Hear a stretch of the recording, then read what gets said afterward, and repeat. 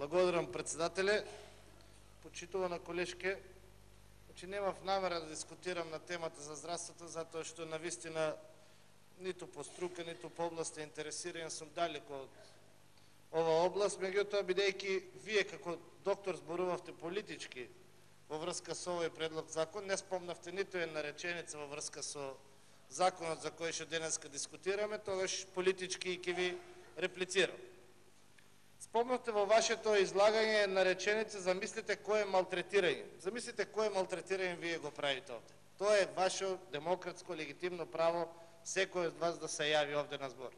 Меѓутоа вие како доктор, јас разбирам такви говори да има, например, колегите кои што не доаѓаат од таа фела, или Изет Зекири, или јас. Меѓутоа вие како доктор, кој што верувам подолго време работи во здравството, да зборувате овде политички за предлог закон кој што во крајен случај не носи ништо лошо.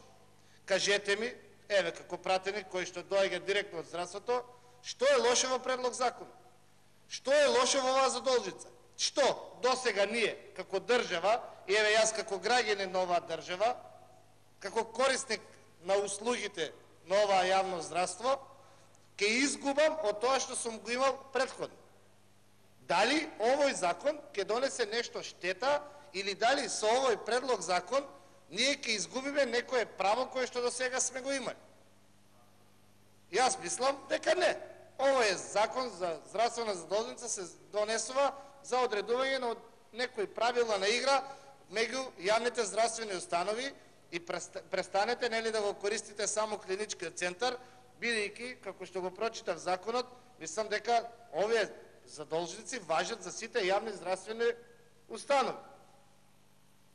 И затоа ве молам, кога веќе се јавувате овде за збор, како опозиција, кој што ќе повторам по втор пат, значи е легитимно, демократско право, никој нема право ниту да ве запре да се јавувате, ниту да реплицирате, ниту да контрреплицирате.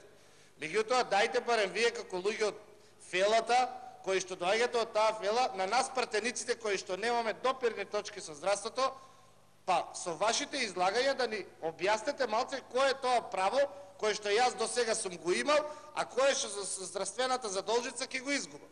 Јас мислам ниту ќе добијам, ниту ќе изгубам.